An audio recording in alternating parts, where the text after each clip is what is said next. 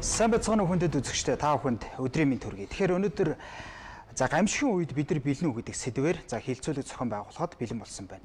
Тэгэхээр одоо ард иргэд бол гамшиг тохиолдоход бид нар яах ёстой вэ? Хамгийн түрүүнд одоо бид нар ямар үйл ажиллагаа хэрэгжүүлэх ёстой вэ? Хаанаас заавар зөвлөгөө авах ёстой вэ гэдэг тал дээр мэргэжлийн байгууллагуудын хүмүүстэй бид бүхэн уулзахад бэлэн болсон байна. Ингэж очтоо баруун гар талаасаа танилцуулъя. За эхний зочин маань нэгэн дээвэр дээр хоёр төслийн зөвлөх мягмар жаргал. Танд баярлалаа. За дараагийн зочин газар хөдлөлийн гамшигаас хамгаалах асуудал хариуцсан ахлах мэргэжилтэн даш цэрэн.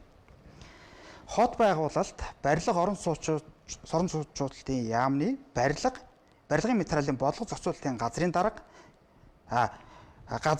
газрын барилгын материалын хилцээний дарга. За Бат цэрэг. За нийслэлийн эрүүл мэндийн газрын эмнэлгийн тусламжийн хилцээний дарга Батчоож гэсэн эдгээр хүмүүс одоо манай хилцүүлэгт оролцоход бэлэн болсон байна. За тэгэхээр одоо бид бүгдээрээ одоо ингэж хилцүүлэг юм чинь сайхан энгийн чөлөөтэй ярина. Хамгийн гол нь бид нар иргэдээ яаж гамшигаас хамгаалах вэ? Яаж урьдчилан сэргийлэх вэ? Ямар хугацаанд бид нар хурдтай мэдээлэлээр хангах вэ гэдэг тал дээр л хаанаас төвлөрч ярмаар байгаа даа. Тэгэхээр эхний асуултаа би бас танаас эхлэе. За нэгэн дээвэр доор 2 гэдэг төсөл байна. За энэ төслийнхээ талаар бас та нэг товчхон танилцуулаад тэгээд танаа төсөл ямар үйл ажиллагаа эрхэлж одоо өдий хүрсэн цаашдаа бас ямар зорилго байна гэдгээ нэг товчхон танилцуулаа. Тэгээд энэсээ хөөжүүлээд. Тэгье. За баярлалаа. Тэгээд өнөөдөр бас биднийг энэ студио хамартаа урьж оролцуулж байгаа танаа телевизийн хамт олон баярлалаа. Тэгээд үндсэндээ нэгэн дээвэр дор төсөл гэдэг маань одоо та анзаарсан бол одоо 2 гэдэг явж байна. 1 гэдэг төслөөс хэрэгжсэн. За 1 гэдэг төслөөрөө бид нар нэгэн дээвэр дор нэг төслөөрөө нийтийн эзэмшлийн зам талбайг нийтэд хүртээлтэй болгоё. Хүртээмжтэй нийгмийг хамтдаа бүтэе гэдэг үндсэн чиглэлээр хийчихсэн. За энэний өрөөнд бид нар та бүхэн мэдж байгаа хэдэн жилийн өмнө төрийн ордны ардлын цэцэрлэг төрүүлэн хашаатай байсан, жирийн иргэд орж гарч чаддгүй байсан. Энэ асуудал дээр нэгэн дээвэр дор төслийн багийнхан энэ социал демократ клубын залуучууд дуу хоолой бол шүлэг хүлээж. Тэгээд тэрний хүчинд тухайн үеийн одоо их хурлын дарга тухайн хашааг авч энэ хашаа нь өөрөө энэ цэцэрлэг төрөөр нь өнөөдөр иргэд чөлөөтэй зорчдог болсон.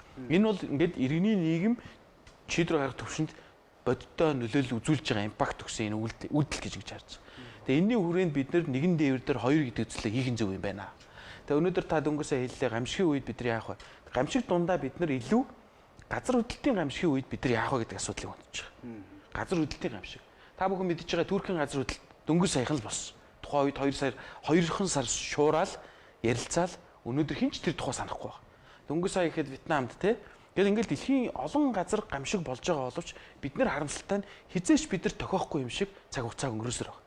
Тийм учраас өнөөдөр бид нар нэгэн дээвэр дор гэдэг 2 төслөөрөө газар хөдлөлтийн байгалийн гамшиг бол өнөөдөр бидний хуулигчдын орчин бэлэн үү? Иргэд бид бэлэн үү? Мэргэжлийн салбар байгууллагууд маань бэлэн үү? Шийдвэр гаргах төвшөнд бид бэлэн үү?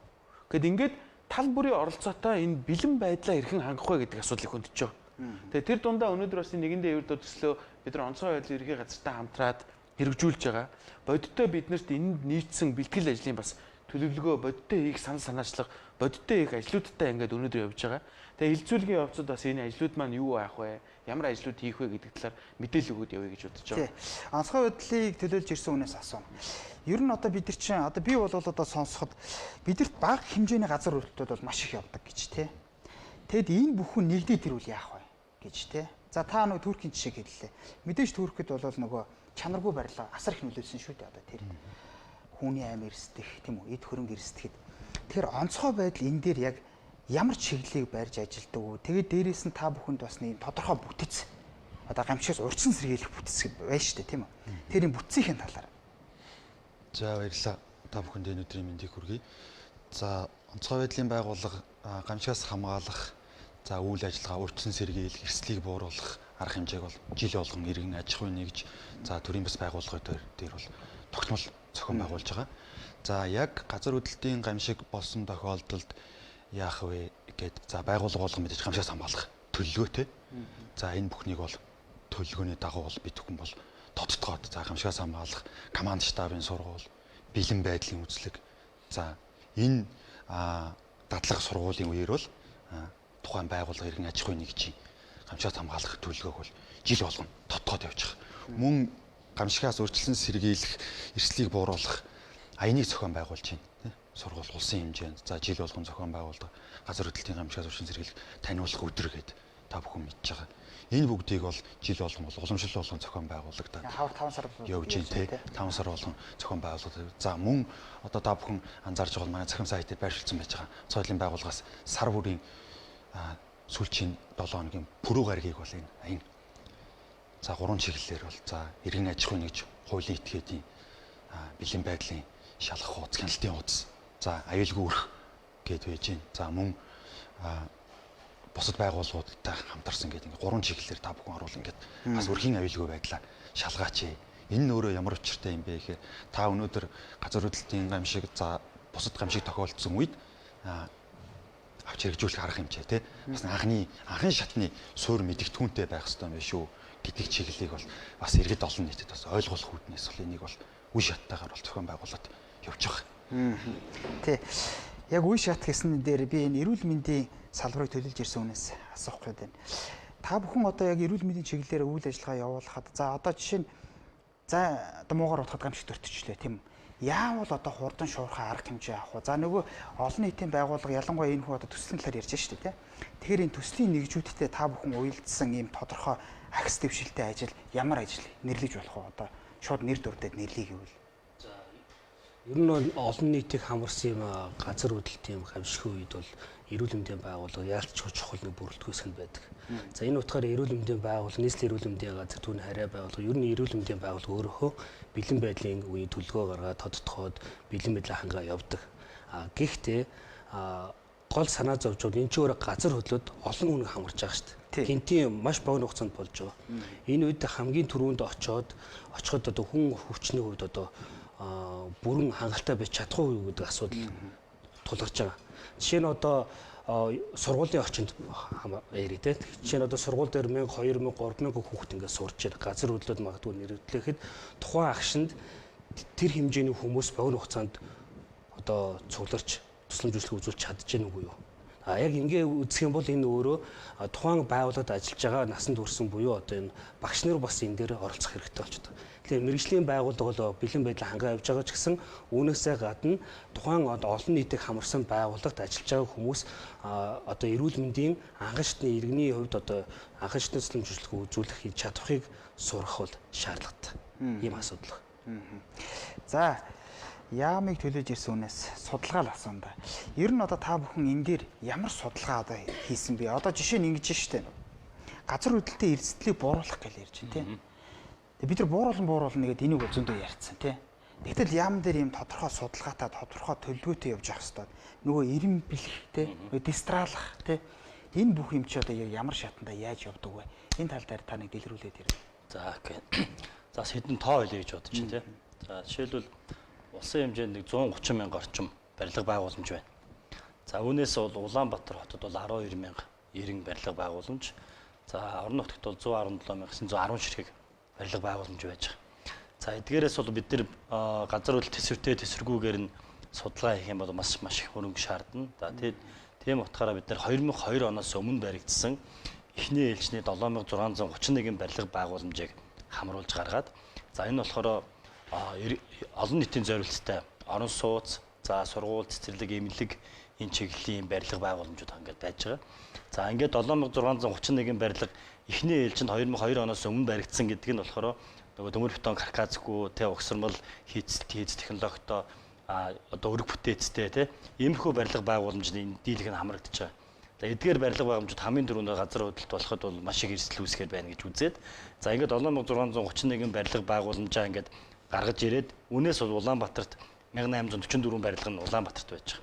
За энэний болохоор 999 барилга байгууламжийг нь одоо бид нар газар хөдлөлийн одоо мэргэжлийн дүгнэлт гаргаад одоо пассвортжуулна гэж ярьж байгаа. За пассвортжуулалтын мэргэжлийн дүгнэлт гаргаад үзэхэд бол эдгээр барилга байгууламжуудаас 56.6% нь буюу одоо 564 барилга байгууламж нь газар хөдлөлт тесрэггүй гэж гарч ирсэн. За орон нутагт байгаа 5787 барилга байгууламжийг дахиад пассвортжуулах юм бол хичнээн хувь нь бас газар хөдлөлт төсвөртэй тесрэггүй гэж гарч ирэх вэ гэдэг. Тэгэхээр дараагийн асуудал гарч ирж байгаа. За ингээд нийслэлийн хувьд бол гол яриад үзэхэд бол эдгээр одоо шин 56.6% буюу одоо 564 барилга байгууламж дээр одоо яг үгээр нийслэл тодорхой хэмжээний дахин төлөлтийн ажлууд хийж байна. За хүчтгэх ажлууд хийгдэж байна. За улсын хэмжээнд бас бид нараас анхныхаа одоо хүчтгэлийн зураг төслийг хийлгээд анхныхаа барилга байгууламжуудыг хүчтгэж ингээд эхэлж байна. За ингээд алхмууд ингээд хийгээ явж байгаа. цаашлаад бол бид нар яхаа өгөхлөөр эдгээр үлдсэн одоо нийслэлийн хэмжээнд бол 1844 барилгынхаа үлдсэн 845 барилга байгууламжаас дахиад пассворджуулах шаардлагатай. Эдгээр пассворджуул тийм гутал нь тухайн барилгыг одоо бол тэсвэртэй, тэсвэргүй, эсвэл хүчтэгнэ гэдэг ингээ 3 төрлийн дүгнэлт гараад ирж байгаа. Пассвортын дээр бичих юм уу? Пассворджуулалтын арга хэмжээ мэрэгжлийн одоо баг авчаад ажиллана гэсэн. За энэ барилга нь болохоор газар хөдлөлт тэсвэртэй байна, тэсвэргүй байна гэдгийг бол туршилтын одоо тухайн арга зааварчлалынхаа норм дүрмийнхаа дагуу шалгана гэсэн үг. Ингээд үзэн гутал нь тухайн барилгыг бол тэсвэргүй юм байна, эсвэл хүчтгэх юм байна гэдэг асуудлууд гараад ирэх учраас эсвэл энэ дээрээс цаашлагаад дараагийн арга хэмжээд авах гэсэн. За энийг буулгаад дахиад орон сууцжуулъя ч юм уу төлөвлөе тий. За эсвэл энэ барилга байгууламжийг хүчтгий гэдэг ингээд шийдвэрүүд гараа явна гэсэн. Ингээд дараагийн төслийн арга хэмжээнд явна. Ингээд ирэхээр бол ингээд нийслэлийн хэмжээнд бол дахиад бас 840 хэдэн барилга байгууламж дээр одоо эдгээрийг хүчтэхэд 7.6 тэрбум төгрөгийн төсвийн хөрөнгө оруулалт шаардлагатай болж тарж байгаа. За нөгөө орон нутагт байгаа 5787 барилга байгууламж дээр дахиад пассворджуулалтын арга хэмжээ авъя гэхлээр дахиад 57.8 тэрбум төгрөгийн хэрэгцээ шаардлага гараад ирж байна гэсэн. Тэгэхээр энэ одоо нөгөө пассворджуулалт, газар хөдлөлийн чиглэлийн ажил үйлчлэгээд тооцоо судалгаа арга хэмжээнүүд эрчимтэй явахын тулд биднээс мэдээж тодорхой хэмжээний хөрөнгө оруулалтын шаардлагатай боловсоо энэ хөрөнгө оруулалт бол улсын төсвөөс гарахаас өөр аргагүй ийм арга хэмжээнүүд байна. Тэгэхээр бид нар бол үе шаттайгаар одоо улсын төсөвд суулгаж байгаа боловч төдийлөн бас дэмжигдэхгүй одоо жил болгоо ингээд баг багаар суугддаг. Энэ оны төсөвд бодит үр дүнгүй болж байна гэсэн. Энэ оны төсөвдүүд бол хүчтгэх пассворджуулалттай холбоотой мөнгө тусгагдаг. Одоо чинь ийм хэлж байгаа юм тоон дээр нэг тоог анхаарч одоо хэлмээр байгаа. Түрүү өөрөө ч хэлчих шиг боллоо тий. Улаанбаатар хот салбарын бодлогын бол энэ асуудлаа мэдж байгаа. Одоо чинь Улаанбаатар хотод хотын хэмжээнд бий үндсэн бүтээц даацт нь өөрчлөлт орцсон. Ямар нэгэн газар хөдлөлтийн одоо нөхцөл байдал тэсвэргүй болцсон 1382 барилга байна гэд одоо нийслэлийн хяналтын газар өөрсдөө тодорхойлцсон. Энэ талаараа мэдээлж байгаа. Харамсалтай нь энэ 1382 барилгын ихэнх нь нөгөө яриад байгаа өмнөх оны буюу нийтийг хамарсан сургууль цэцэрлэгийн барилгууд. Одоо энэ ч би энэ телевиз үзэж байгаа хүмүүс нэг бас зүйлийг анхаарал. Өнөөдөр бид нар өнөөдөртөө бид нар амар таван амьдрал. Гэтэл байгалийн ямар нэгэн амжилт одоо үзэгдэл болвол хамгийн түрүүнд бидний үр хөвгтөд тохирно. Яг гэвэл тэд нар чинь нийтээрээ сургууль цэцэрлэгт нөгөө тэсвэргүй болцсон барилга байгууламжтай байна. Тэр энэ өөрөө ингээд нийгмийн ингээд тодорхой сэдв босоод ирэнгүүт ийм чухал үндсэн суурь сэдвүүд хаягдаад идэх нь хамгийн харамсалтай. Энийний тухай тоодгүй өнөөдөр салбарын байгууллага хэлж байна. Төсөв байхгүй. Төсөв тавьдаг. Гэтэл өнөөдөр нийслэл Улаанбаатар хот бонд босгоод өчнөө олон мөнгөтэй болцсон. Бие даасан шийдвэр гаргаж чаддаг. Маш олон мегачлууд хэрэгжүүлээд байгаа. Гэтэл одоо байгаа байдлаа сайжруулахгүйгээр дараагийн мегачлуудыг амжилттай хийнэ гэдэгт бол би итгэхгүй байна. Тэгэхээр бидний зүгээс нэг дараа хэдэн л томил гаргаж. За нэгдүгээр мэдээллийн ил тод байдал. Энэ тэсвэргүй байгаа энэ иргэдийн мэд хэрхийг нээлттэй болгож хангаж өгч. Энийг бид нар Улаанбаатар хотод газар хөдлөлтийн ичнээ ямар бүсэд байдгийг таны барилга байгууламж буюу таны одоо насаараа 6 мөн 8% ипотекийн зээл хамрагнтан барин одоо авсан тэр үл хөдөлгөөнгч газар хөдлөлтийн ямар бүсэд байгаа юм. Энийг нь мэд хэрхийхэр дагуу мэдээлж өгөөч. Энийг нэм захин платформд тавьж өгөөч. Одоо хариуцлага байхгүй болцсон. Тэгэл улсын комисс хүлээж авдаг нэртэй. Тэгэл нөгөө бараг 90 градусын налуутай хөгжлийн бэрхшээлтэй хүн гарч болдоггүй. Нөгөө улсын комисс хүлээж авдаг нөхцөл өнөөдөр хүртэл байх шин. Нууц биш. Тий. Улсын комисс би яг асуух гэсэн та хүндэд ярьж байна. За улсын комисс дээр яг энэ асуудал хөндөгддөг үү, тийм үү? За би яг яамны төлөөлөөс асууя. Тэгэд за хөндөгддөг бол одоо ямар зарчмаар явдаг вэ, тийм үү? Одоо ард иргэдийн донд байдаг шүү дээ. Яг нэг үгүй хэлэхэд бол ачаа хардлага байдаг, тий. Улсын комисс бол ингээл авчдаг гэ, тий.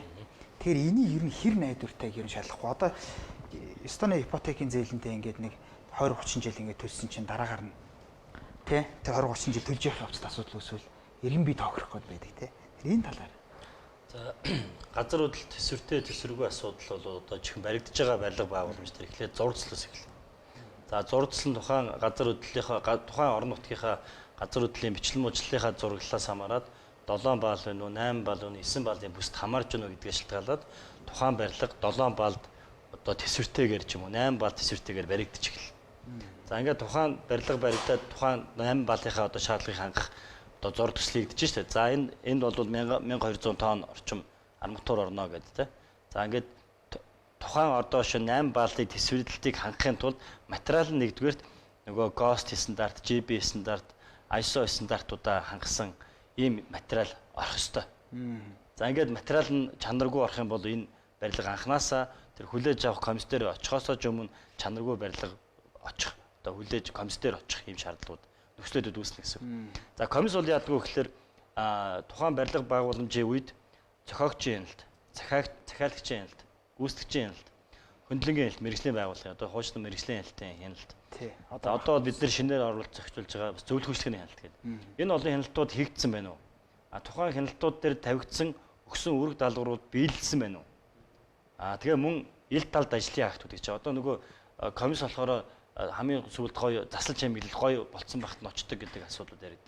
Мэдээж энэ олон байгууллагуудын үе шаттай хяналтуудын үүрэг даалгавар биелсэн байна уу гэдгийг хянах гэж ингэж бас очдог. Давхар үүрэг үсттэй. Тэгээд мөн далд хийгдсэн ажлуудын нөгөө баримт бичгүүдийг зурагчлалын дагуу хийгдсэн байна уу? Нөгөө барилгын материал нь сертификат нь байна уу, байхгүй байна уу те? Тэр лаборатори төгсөн дээжин чанарын шаардлага хангасан байна уу гэдэг. Энэ олон бичиг баримтуудыг үзээд ингэ ажилладаг. Гэхдээ яг комиссийн үед бол мэдээж энэ олон бичиг баримтуудыг үздэггүй. Тухайн чиглэлийн одоо мэрэгчлэлтгүүд дутмаг очоод комисс ажиллаж байгаа нөхцөл байдлууд орон нутгуудад маш их байдаг. Тэгэхээр нөгөө комисс өөрөө чанаргүй байгаа асуудлууд бол хаана байна. Жишээлбэл одоо юу гэдгийг те улсын хэмжээнд барилгын материалын байцаагч Монгол улсад 3 байна. Энэ 3 хүн бүх комиссд очоод байж чадахгүй. Тэгэхээр бусад чиглэлийн мэрэгчлэлтэй комиссийн гишүүд чиглэлийнхаа мэрэгсэн чиглэлээрээ л юм шалгаа явуулдаг. Яг нөгөө материалын шаардлага хангасан байна уу гэдгийг юуныхаа дүгнэлтүүдийн те шинжилгээний хариуг нь хараад уншиж чадахгүй. Ингээд ирэхээр нөгөө яг чиглэлийнхаа хяналтуудаа сайн тавигдахгүй байгаа. За нөгөө талаас оронтойн асуудлаас давхар өндөгт нь бол гэж харагдаж байна. Тий. За энэ дээр яг эрүүл мэндийн салбараас бас асууя. За яг та бүхэн яаралтай үед авч хэрэгжүүлэх арга хэмжээний төсөвд тусгаалan тийм тусгасан төсөв гэж байна уу? Одоо жишээ нь эрүүл мэндийн салбар бол мөнхийн бэлэн байдалд байгаа шүү дээ. Одоо хүн амынхаа эрүүл мэндийн төлөө бол за онцгой байдлаас нь дуудлага ирлээ. Ингээ бүр нэг том хэмжээний одоо юм болоо гэж бодъё л та муугар тий.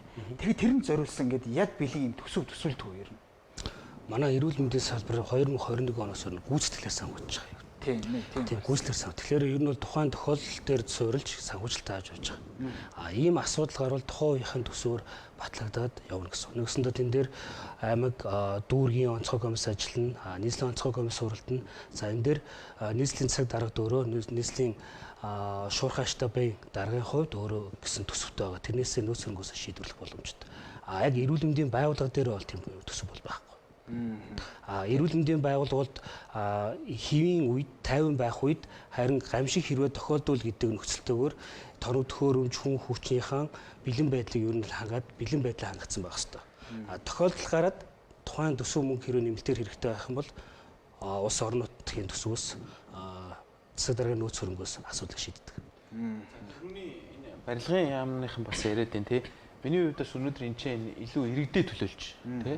Энэ нэгэн дээвэр дор гэд төсөл хэрэгжүүлж байгаа. Тэгээ энэ олон нийтийн төсөл, нийгмийн одоо нөлөөлийн төсөл. Тэгээ иргэдэд төлөөлж зүгээр нэг юмыг л аягүй үннээ хэлмээр байгаа. Өнөөдөр Монгол улсад хариуцлага тогтолцоо байна. Зүгээр бүгдээрээ хамтдаа яг одоо гараад хойшоо одоо энэ шинэ хангаа хотхон ч юм уу аль нэг хотхон руу орё. Хөгжлийн бэрхшээлтэй зүгээр л энэ энгийн жишээ ярьж байгаа шүү дээ. Хөгжлийн бэрхшээлтэй хүний орох гарц нь 70 градус, 60 градус. Налуу. Тэр өвлийн цагт ч юм уу зүгээр нэг одоо өөрөө хоёр гараараа тэргээ дүрээ явж байгаа энгийн бэрхшээлтэй хүн ямар ч орж гарах боломжгүй. Зүгээр л Монгол улсад өнөөдөр хариуцлагын тогтолцоо байхгүй болцсон гэдэг энэ жишээ бол барилгын салбарт тэр дундаа одоо барилгын материал ярих юм бол бүр өчнөө юм ярьж байна. Энгийн жишээгээр нотлогдож байгаа. Өнөөдөр Монгол улсад энэ дээр хин хариуцлага хүлээж байгаа. Хүлээсэн кейс байна уу? Тохиолдол байна уу? Хүлээгээд тухайн компани зарсан тохиолдол хаана байна? Тэгэхээр энэ дээр хоёр тал байгаа. Нэг одоо өнөөдөр бид нар тэр яриад байгаа нээлттэй захин платформ гэж яриад байгаа дээр хэд хэдэн мэдээлэл тусгамар байгаа. Таны барилга одоо бид нар юу гэдгийг те e-smart гэдэг одоо smart car гэдэг сайтаар ороод нэг машин худалдаж авахта тэр машин хэдэн онд хаанаас яаж орж ирсэн хэд мотортой бүх мэдээлэл авч болдог үстэй. Яг тэрнтэй адилхан таны барилга тухайн нэг сайт руу ороход хэдэн он баригдсан, хэн үлээж авсан, ямар комисс ажилласан, комиссийг хэн ахалж исэн, газар хөдлөлтийн ямар бүсэд байдгийг. Ингээд бүх мэдээллийг иргэн мэд хэрхийнхаа дагуу олж авдаг тэр цахим платформыг хийж өгөөч. Хийгээч гэдгийг л бид нар ингээд шаардаад байгаа. А ингээд иргэд бид нар өөрсдөө энэ дээр шаардлага тавьдаг, хариуцлага тооцож чаддаг, оролцоотой байж иж үн дээрээс нь одоо бид нар энэ яриад байгаа хариуцлагатай нийгмийг бүтээх ёстой юм байна. Тэгэхээр бидний иргэн дээвэр дээр 2 гэдгийн төслөөрөө хөндөж тавьж байгаа хамгийн чухал онцгой байдал ерхий газар нэгэн дээвэр дээр төсөл гэдэг энэ 2 байгууллага нийлээд хөндөж байгаа хамгийн чухал нэг санаа бол энэ цахим платформ. Энэ цахим платформыг нэг дүүргээс эхлэе. Магадгүй энэ телевиз үзэж байгаа хувийн хвшлүүд цахим үйлчлэгээ үзүүлдэг хувийн байгууллагууд байвал бидэнтэй бас хандаач. Бидэртэй хамтарч ажиллаач. Тэр цахим сайтыг хийхэд дэмжлэг үзүүлээч гэж бас одоо хөгжүүлэлтээ эхэлсэн юм. эхлэх байгаа. Одоо мэдээлэл бас нэмж өгье гэж бодож байна. За хот байгуулалтын кадастрын мэдээллийн сан гэж бас байдаг. За энэ хүрээндээ миний түрүүний хэлсэн 130 гаруй мянган барилга байгууламжийг бүгднийг нь одоо тэр мэдээллийн саныг оруулсан байж байгаа. За тэр мэдээллийн сан дээр болохоор газрын мэдээлэл, шугам сүлжээний мэдээлэл, барилга байгууламжийн мэдээлэл гээд бүх мэдээллийн санг ингээд доороос нь ихтэй дэшээ угсарч явж байгаа. Тэр мэдээллийн сангийн хүрээнд бид нар одоо нөгөө барилгын барих зөвшөөрлийг эхлүүлэх хөгжлөх зөвшөөрлийг бас олгож байгаа ингээд процесс явж байгаа. За энэ мэдээллийг одоо бид нар сая хэлж байна. Мега зөвлөхөөс хэлж байна. Энэ мэдээллийг бид нар олон нийтэд бас нээлттэй тавьдсан байдаг. Гэтэ энэ аль болохоор нээлттэй болгохын тулд одоо эхний ээлжид мэрэгжлийн байгууллагууд ажиллаад ингээд улам илүү хөгжүүл явж байгаа. За цаашлаад бол бид нар энэ системийг бол одоо BIM Building International Model гэдэг энэ том системийг одоо хотыг бол нөгөө ийм том мэдээллийн систем дээр ингээд босгодог болсон. Тийм бүх мэдээллийг. Тэгэхээр энэ тэндүр чиглэсэн ийм том мэдээллийн систем явж хөгжүүлэлт одоо 3-4 жил, 4-5 жил нэлээд олон жил явж байгаа юм ажил байгаа. За энэ хүрээндээ бид нар бас түрүүний хэлсэн нөгөө тухайн одоо 2000 оноос өмнө баригдсан барилга байгууламжуудыг газар хөдлөлт төсвөргөө тий хүчдэг шаардлагатай гэдэг энэ мэдээллүүдийг бас энэ систем дээр оруулахаар ажиллаж байгаа бас мөн одоо энэ нэгэн дээвэр доорд 2 төслийн хүрээнд бас энэ мэдээллийг одоо бас оруулах санааг бас бид нар аваад бас цаашаа ингээ оруулахаар ингээ ажиллаж байгаа. Яг тэгэхээр төр энэ одоо иргэний нийгмийн байгууллагын мэрэгжлийн байгууллагуудын манлайлж байгаа зүйлд бол төр өөрөө илүү бас давхар цуг манлайлах ийм шаардлагатай учраас яг энэ төслийн хүрээнд бол бид нар бас энэ мэдээллийг нээлттэй болох хүрээнд нэлээд чармаалж ажиллаж байгаа. За оргийн наадмын өмнө бол мэдээллийн системийг бол ашигланд оруулах ийм зорилготой бас ажиллаж байна. Ийм Монгол эдэр бол ороод. Ийм Монгол эдэр орохгүй манай энэ хот байгуулалтын кадастрын мэдээллийн сан дээр бол энэ тодорхой барилга байгууламжуудын мэдээлэл. Гэхдээ энэ зарим зүйл бол бас хоёр талтай. Жишээлбэл таны амьдарч байгаа барилга газар хөдлөлт тесрэгүүгээ хэлчихээр тухайн амьдарч байгаа иргэний барилга байгууламжийн нөгөө орон сууцны үн навс унцдаг. Дараа нь дахиж худалдаа борлуулахгүй байх ингээд бас энэ сөрөг үр дагавар гэж юусэн хэлий гэж нөхцөл байдал байгаа. Тэсэргүү гэж юусэн хэлий гэж би бид нар бол юусэн яриаггүй шүү. Зүгээр бид нар энэ таны барилга бүсчилсэн үед ийм бүсдэр байрлаж байна. Мэдээлэл өгөөч. Тэгээ энэ дээр одоо чинь та жишээ нь одоо чинь өөрийнхөө мэдмээр л байгаа шүү дээ. Тий. Би ч гэсэн мэдмээр байгаа байхгүй. Энтэй адилхан телевиз үзэж байгаа иргэн бүр энийг мэдэх хэрэгтэй учраас мэдүүлээч л гэж. За тийм таны санааг бол ойлгочлаа. Тэгээд би ингээд төрийн байгууллагыг төлөөлж ирсэн бас энэ 3 хүнээс асуулт асууя. Та гур бас гуруулаа нэг товчхон хариулаад ихийг бодороо гэд. За энэ гамшигын яралтай үед яралтай нүүлгэн шийдвэрлэх гэж нэг юм байдаг тийм үү? Маш хурдтайгаар нүүлгэн шийдвэрлэх гэж. Тэр яамны зүгээс яг энэ дээр онцгойлон анхаарсан ч юм уу? Эсвэл одоо жилийн төлөвлөгөөнд нэ тусгасан ч юм уу те? Ийм зүйл байдгүй. За эрүүл мэндийн хүмүүс ялгаагүй. Яралтай нүүлгэн шийдвэрлэлтийн үед та бүхэн ямар арга хэмжээ авах вэ? Онцгой үед хүмүүс ялгаагүй. Яралтай нүүлгэн шийдвэрлэлтийн үед ямар арга хэмжээ авах вэ? Ямар хууль зүйн зохицуулалт вэ? Нөгөө дараагаас нэг бичиг хүлээгээ суугаад авах биш те? Гялс нөгөө бүх юм бэлэн, дөрөв нь бэлэн, журам нь бэлэн хараал зохицуулаад ингэ явчихдаг. Ийм юм хэрэгтэй. Тэгэхээр танаас эхэллээ. За холбогдох мэдээж бол энэ газар хөдлөлийн гамшигаас өвчлсөн сэргийлэх зөвлөл гэж холбогдох мэрэгжлийн зөвлөлүүд бол манай онцгой байдлын ерөнхий газар дээр бас ингэ байгуулагдсан ажиллаж байдаг. За нүүлгэн шилжүүлэлтийн үед бол мэдээж бид нар хорогдох байрны асуудал энэ төр үед яригдана. За энэ хүрээндээ мэдээж сургууль цэцэрлэгийн барилга байгууламжуудыг энэ хорогдох байраар ашиглах зориултаар ингэ төлөвлөсөн байдаг. Тийм учраас одоо нөгөө хит өндөр баригддаггүй тий спортын заалмалын хорогдох байрны зориултаар ашиглах гэдэг ийм бүх байршлуудыг одоо онцгой байдлын ерөнхий газар нийслэл аймаг нийслэлийн удирдлагууд ингээд бүх өөр өөртөө захиргаа нутаг дэвсгэртэй болоод энийг зооцсон байдаг. Гэтэл яг одоо манай энэ төслийн хүрээнд яриад байгаа зүйлүүд гэхээр энэ мэдээллүүдийг хэн мэдж байгаа юм бэ гэдэг. Тий? Одоо манай иргэн тойрны орогдох байр нь айлны, цуглах цэг нь айлын гэдэг энэ асуудлуудыг хөндөд байгаа. Тэгэхээр энэ мэдээллүүдийг бол ингээд мэрэгжлийн байгууллагуудын вебсайт мэдээллүүдээр байдаг ч гэсэн нөгөө иргэд төдийлөн сайн мэдэхгүй байгаа. Учираас энийг олон нийтэд түгээе гэдэг юм асуудлуудыг энэ төслийн хүрээнд давхар яригадаад байгаа. За мэдээж манай яамны хувьд бол бас энэ гамшигаас хамгаалах одоо салбар зөвлөл гэдэг бүх яамнууд дээр яам төрийн байгууллагууд дээр ийм салбар зөвлөлүүд байдаг. Энэ хүрээндээ яг тухайн одоо хот байгуулалт барилга орон сууцчлалтын яамнаас ямар арга хэмжээнүүд авах вэ гэдэг тусдаа төлөвлөгөөнүүд батлагдсан, тусдаа ингээд дэд зөвлөл ингээд байгуулагдсан ажиллаж байдаг байнгын ажиллагаатай. Хэврээ гамшигын нөхцөл байдал тохиолдох юм бол өндөржүүлсэн бэлэн байдал бүгд ажиллахад бэлэн байдалтай ингээд байдаг.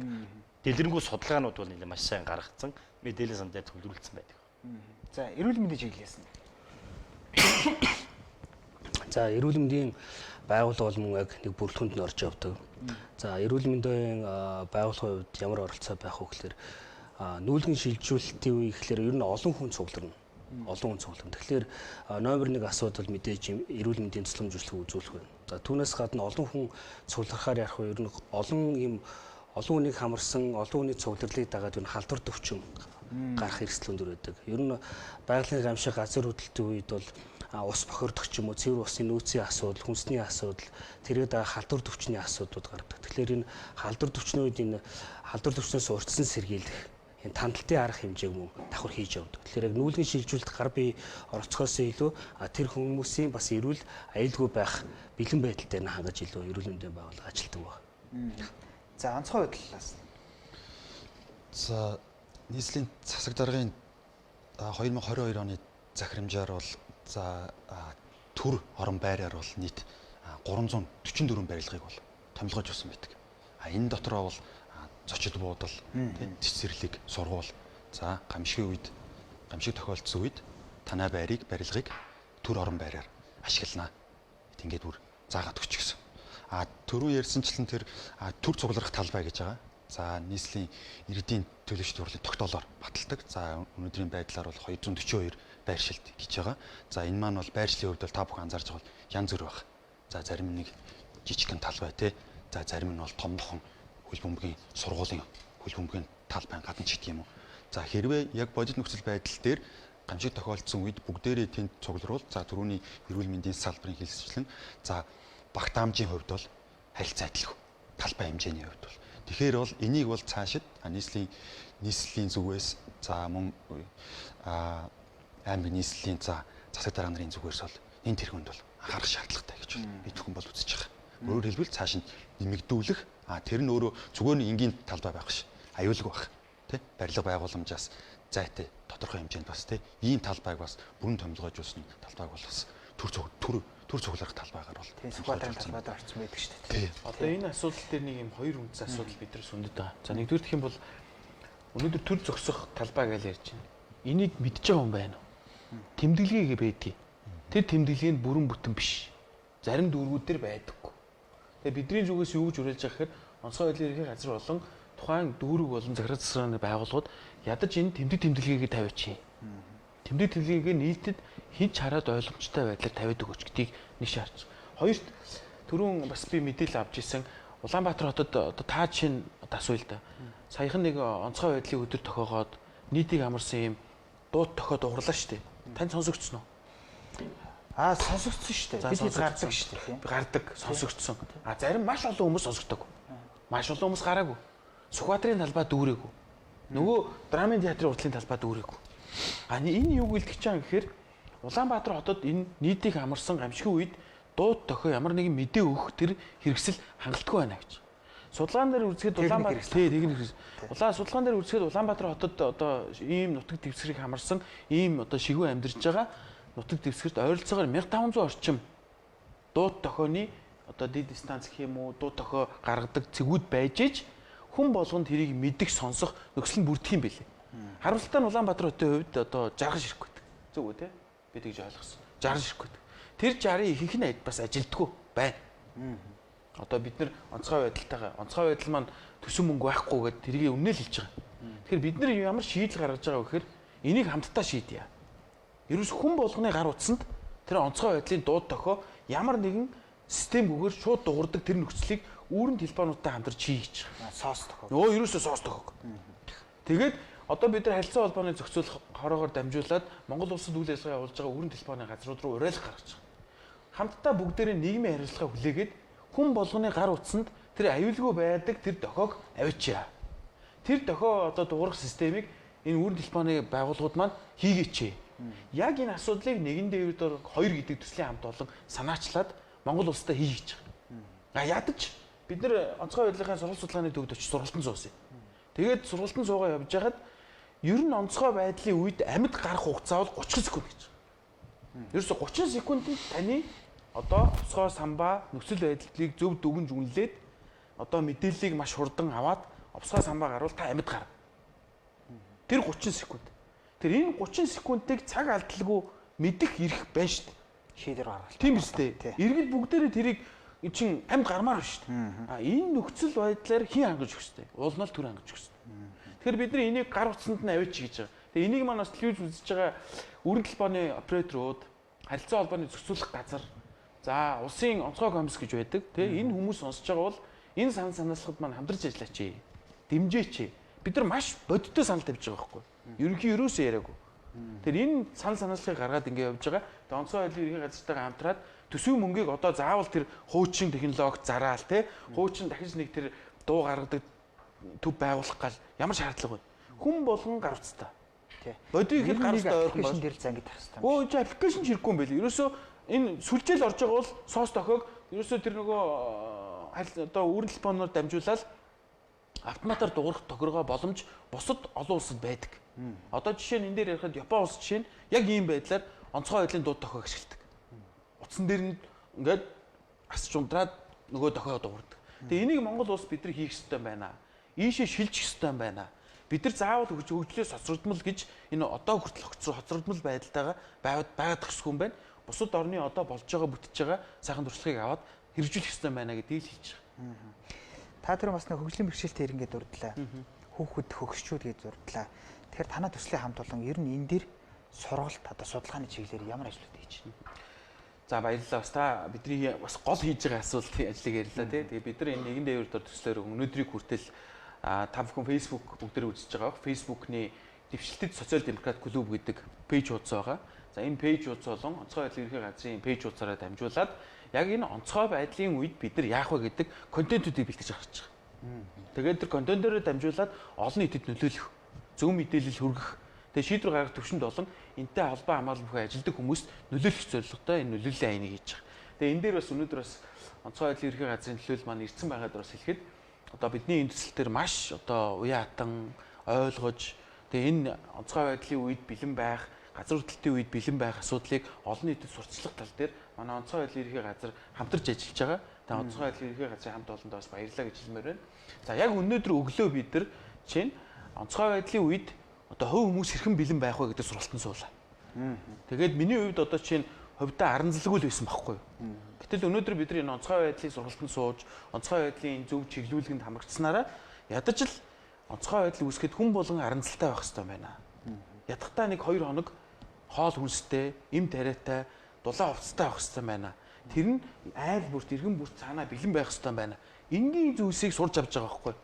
Тэгэхээр би энэ асуудалд гүн гүнзгий орж ижил мэдэж авч байгаатай адилхан иргэн бүр энийг мэдээсэй л гэж хүсэж байгаа. Харамсалтай нь иргэн бүр төртөмжтэй байж чадахгүй тэр нийгэм өнөөдөр бидэрт байна. Иргэн бүр төртөмжтэй болохын тулд л энэ нэгэн дээвэр дор гэдэг төслийг бид нар хэрэгжүүлж байгаа. За би онцгой байдлын төлөөлөлөөс асууя. Бас энэ жоохон наривчлсан юм асууя. Барилга байгууламжийн дээр за ингээд нэг балкон байна тийм үү? Аваарын шатыг хаагаад хүмүүс нөгөө тэлээд ингээд хийчдэг. Энэ дээр бол маш олон гомдол байдаг. Ер нь бол одоо ингээд энэ тэндийн сөөх мөхийн одоо бүрэг байдаг юм бол бөө юм явж байгаа.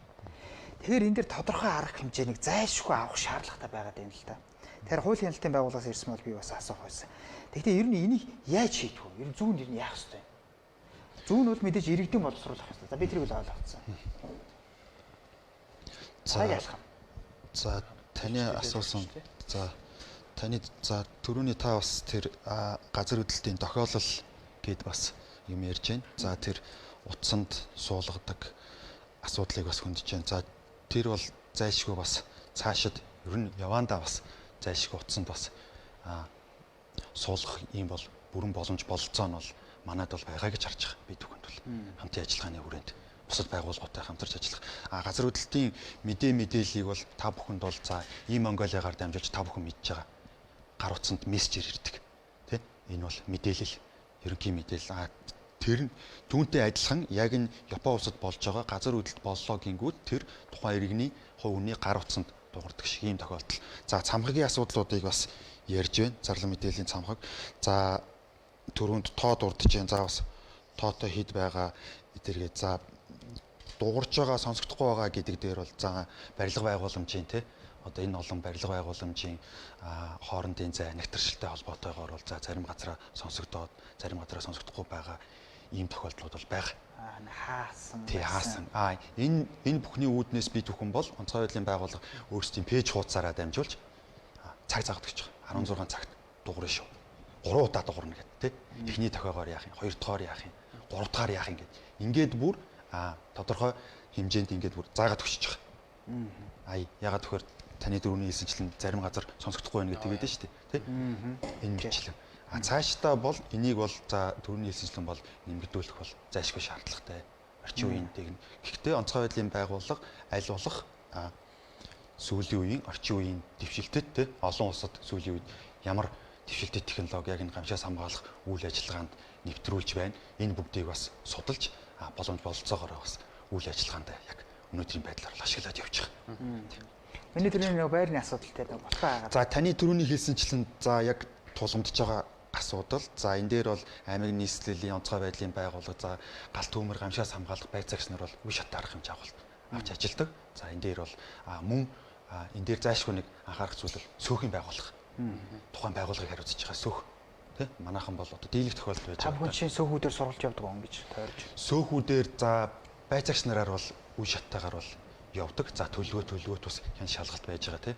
Одоо хогийн цэг жишээ ямар байх хэвээр юм. Одоо тусдаа байгаа.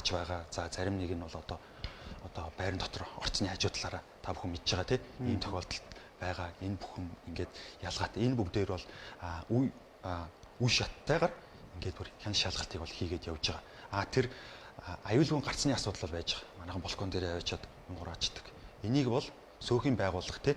Сөөх бол тухайн байгууллагын гадаад дотоод аюулгүй байдал тэр бүгдийг бол хариуцж байгаа. Үерийн эрсдэл одоо үерийн асуудал байж гэн тий. Гараж руу ус орох эрсдэлч байдаг юм. Энэ бүгдийг бол үржилсэн тооцоолж иргэдтэй бол мэдээлж хамгийн ойр ажиллаж байгаа хүмүүсийн хувьд бол тэр шаардлагуудыг бол бас давхар тавьж явах хэрэгтэй.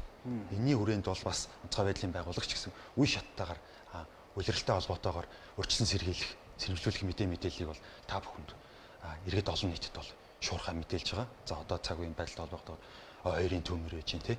Одоо үргэлжлүүлээд 6 дугаар сар гараад ч юм уу үер усны эрсдлээс урьдчилан сэргийлэх. Эдгээр бүгд асуудлыг бол үе шаттайгаар тавиад ингээд гаргаж ирээд бол урьдчилан сэргийлэх ажлыг бол зохион байгуулад бол ажиллаж байгаа. За тэр сөөхийн үйл ажиллагаан дээр бол тэр байрны гадаад дотоод аюулгүй байдлыг бол бүрэн хариуцж ажиллаж байгаа байгууллага шүү дээ. Тэд нар тийм учраас бол тэр тухайн орцны тэр балкон дээр байгаа тэр юг орц гарцыг те аюулгүй гарцыг бол чөлөөлөх асуудлыг бол тухайн айл өрхөд бол зайлшгүй шаардлага тавиад явах хэрэгтэй. За одоо би бас нэг ерөнхий юм асууя. Сэтгэл зүй гэж. Энэ гамшигт өртсөн хүний сэтгэл зүй гэдэг чинь бас маш айхтар юм байт юм байна. Маш тогтворгүй. Ер нь тэр энэ сэтгэл зүй одоо гамшигын дараах одоо энэ сэтгэл зүй одоо яаж имжлэх вэ? Яаж засах вэ? Тэ? Эсвэл яаж одоо буцаад хэвэн байдалд оруулах вэ гэдэг дээр төрийн байгууллагууд аль эсвэл одоо танаа төслийн зүгээс ч гэдэг юм. Энэ жиш та бүхэн бол бас хинэн төрөж хариултаа өөрсдөө мэдээд хариулж байна. Хамгийн гол нь энэ дээр нэг тодорхой арга хэмжээ хэрэгтэй байгаад байна. Сэтгэл зүй. Тэр шин танаа юун дээр сургалтын дээр тийм юу орсон уу? За мэдээж одоо та бас их зөв асуулт асуулаа. Одоо гамшигт нэрвэгдсэн хүн яагаад сэтгэл зүйн хохирол үүсээд байна гэхээр хохирчод байгаа хгүй тодорхой хэмжээний хохирол үүссэн. Тэгэхээр тэр нь эд материалын сэтгэл санааны ямар нэгэн хохирол. Тэр хохирлыг үнэлээд хохирлыг барагдуулж иж тухайн оны сэтгэл зүй тайвширна. Ямар нэгэн байдлаар одоо жишээ нь та бүхэн мэдж байгаа Улаанбаатар хотод дөнгөс газын машин дэлбэрээд нэг байшингийн нэг хэсэг шатчихлаа. Тийм ээ? Тэгвэл энийг тухайн үүсгэн хохирлыг ийм хохирол үүсчихжээ. Энийг энэ барагдуулаа гэдэг хөлөрцөн орчин өнөдр Монголд дутагдaltaй. Тэгэхээр өнөөдөр бидний яг энэ асуудлыг шүндэж байгаа. Өнөөдөр Монгол улс л ямар нэгэн байгалийн болоод давагдшгүй хүчин зүйл тохиолдоод хохирол үүсчүүл тухайн хохирлыг яаж үнэлэх юм? Хэн үнэлэх юм? Хэн барагдуулах юм гэдэг эргэцэн өөрсөнд дутагдaltaй байна. Энэ тодорхой төвшөнд хөгжөөгүй байна. Энийг бид нар бас энэ нэгэн дээвэр төслөөр одоо хөндөж тавиа гэж. За түрүүн би бас энэ ярьж байгаа дээр нь хүмүүсийг бас анхаарал төвлөрөлтэй байгаа дээр нь хэлчихье гэж бодож байна. Бид нар энэ нэгэн дээвэр төслөөрөө онцгой байдлын ерөнхий газартай хамтраад бас 3 асуудлыг хөндөж байгаа. За нэгдүгээр гэх юм бол та бүхэн түрүү би ярьсан мэдээллийн ил тодол байдалтай байдал. За хоёрдугаар гэх юм бол энэ хохирлыг үнэлэх энэ асуудал. За гуравдугаар гэх юм бол энэ сөөхийн онцгой байдал хариуцсан илч төлөөлөгч гэдэг энэ ойлголтыг бид яриад байгаа. Сөөхт өөрт. Албан ёсоор онцгой байдал хариуцсан илч төлөөлөгчтэй болёо. Тэрийг магадгүй одоо дөнгөж одоо яг одоо сөөхийн тухай хууль одоо шинжилсэн хариулгын явж байна. Энэ хууль дээрээ тусгаад тухайн одоо онцгой байдал хариуцсан илч төлөөлөгч нь тухайн байрныхаа онцгой байдалтай холбоотой асуудалд хяналт тавьдаг. Тийм ээ? Дээд шатны байгууллагатай мэдээлэл өгдөг. Нэг хүн зөвшөөрлгүйгээр нэг давхрын хан маныг өрөмдөд цоолоод нураагаад байвал тэрнтэй холбоотой шаардлагыг тавьдаг. Буцаад сөөхөн төлбөрөөс нь чөлөөлдөг. Тэр хүний. Яг үнэ. Тэгээ тэр хүмүүсээ онцгой байдлын ерөнхий газар сургалт арга зүгээр хангадаг. Энэ системийг бид нэр одоо энэ сайн дурын системийг одоо ялангуяа Япон улс бол энэ онцгой байдал тохиолдсон нөхцөлд хамтын ажиллагааны одоо юм жижиг юм дундын байгууллага үүсбэ талын оролцоог хангасан. Тэрнтэй адилхан иргэдийн оролцоонд тулгуурсан онцгой байдлыг даван туулах тэр сөөхт байх илчлүүлэгчийг л бүтээе гэж явж байгаа. Энийг онцгой байдлын ерөнхий газар маань бодлогын хувь зарчмын хувьд удирдлагын төвшөнд дэмжиж байгаа. Тэгэхээр бид нар одоо бас энэ амин чимэг гишүүн одоо энэ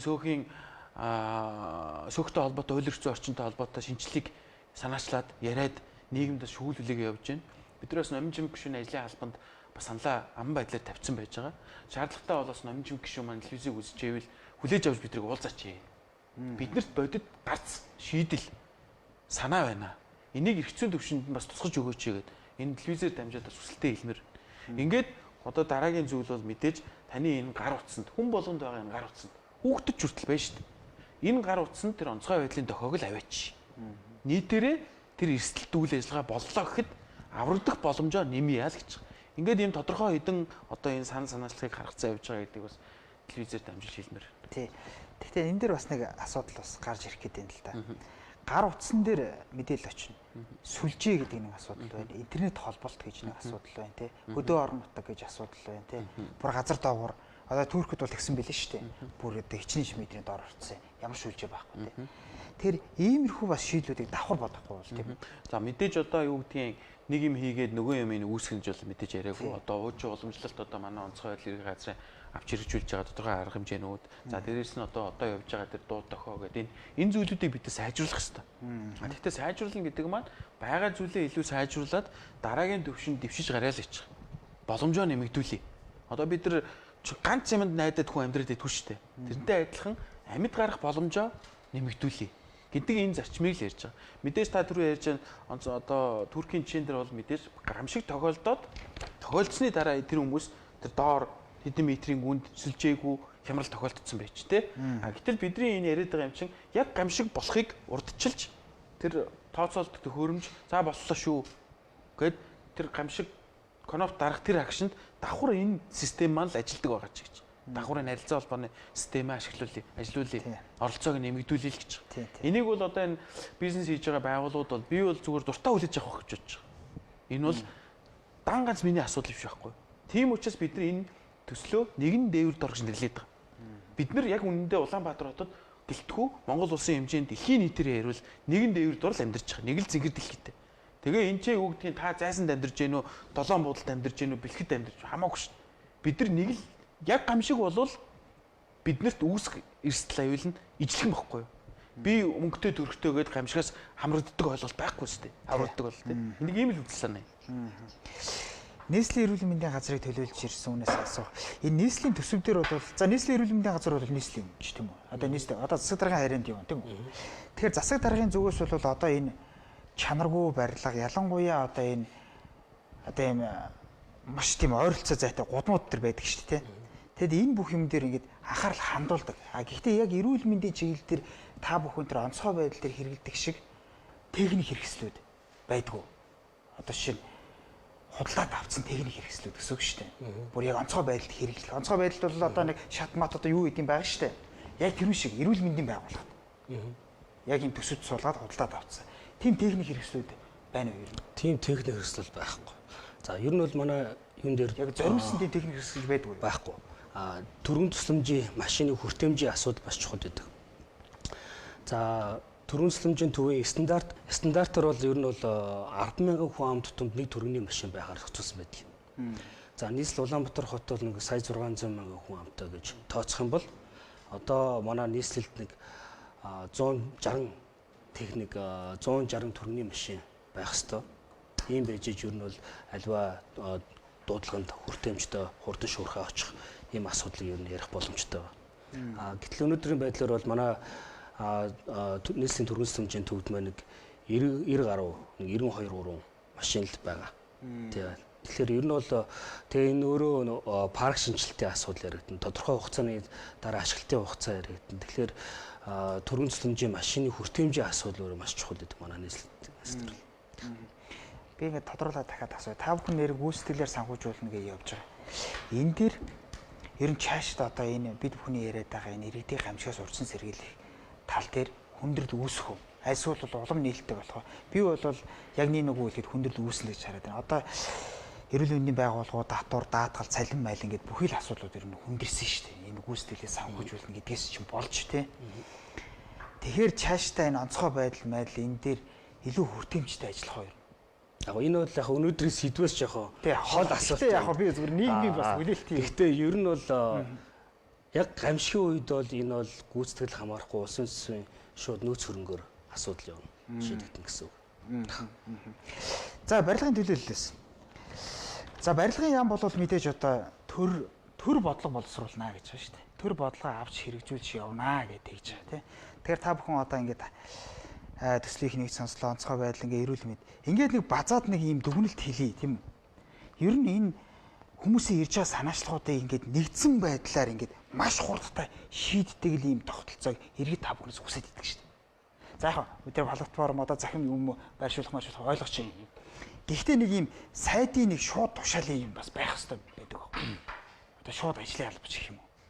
Шууд шуурхаа авч хэрэгжүүлдэг. Энэ дэр За энэ маш өргөн цар хүрээний асуудал тийм. Гамшиг гэдэг чинь бол одоо чиг үүргээр бол улсын онцгой комиссийн чиг үүргийн одоо асуудал бол явчихна. За бид нар бол яг барилга байгууламжтай холбоотой газар хөдлөлийн гамшигын асуудал манай асуудал 100%. Тэгээд гамшиг гэдэг дотор чинь болохоор үер ус тийм маш олон зүйлийн гамшигуд тохиолдож явчихна. Тэгэхээр бол бид нар бол яг шууд тэр болгонд руу чиглэсэн үйл ажиллагаа манай яамны чиг үүрэг бол бас биш. Тэгэхээр бид нар бол яг барилга байгууламжтай холбоотой, дэд үтцтэй холбоотой гамшиг руу чиглэсэн ажлуудаа бид нэр өөрсдөө хариуцж чиглүүлж ажиллана гэсэн үг. сайдын шуурхай албан дээр нэг юм байхгүй. Манай одоо шилжилт бүх яам болгон ч өөрөөсдөө дотоод дэд зөвлөлттэй гамшигын дэд зөвлөлтөд ажиллаж байгаа. Тэгэхээр тэр яам болгоно одоо шин гамшиг болоход одоо газар хөдлөл болоход зам нуурна тийм ээ дэд үтцэг бол цахилгаангүй болно, холбоо сүлжээгүй болно. Ингээд ирэхээр тэр тэрлүүгээ чиглэсэн ажлуудыг яам болгон хариуцж байдаг. За баярлалаа. За баярлалаа ингээд та бүхэн урилгыг хүлээн авч бидэнд ингээд нээлттэй дийлэн далангуу энэ хилцүүлэгт оролцсон та бүхэнд баярлалаа. Бидний хилцүүлэг энэ төрөнд өндөрлөж байна. Та бүхэн цаашдынхаа ажилд амжилт хүсье. За баярлалаа. За баярлалаа хүндэт үзэгчдээ. Тэгэхээр бидний хилцүүлэг энэ төрөнд өндөрлөж байна. За манай хилцүүлэгт за төслийн төлөөлөл, за мөн онцгой байдлын төлөөлөл, за эрүүл мэндийн байгууллагын төлөөлөл, за яам одоо төрийн төлөөлөл ингээд бид бүхэнтэй хамт ярилцаж за энэ онцгой байдал ялангуяа бид бүхэн гамшигаас яаж өөрснийгөө урьдчилан сэргийлэх юм бэ?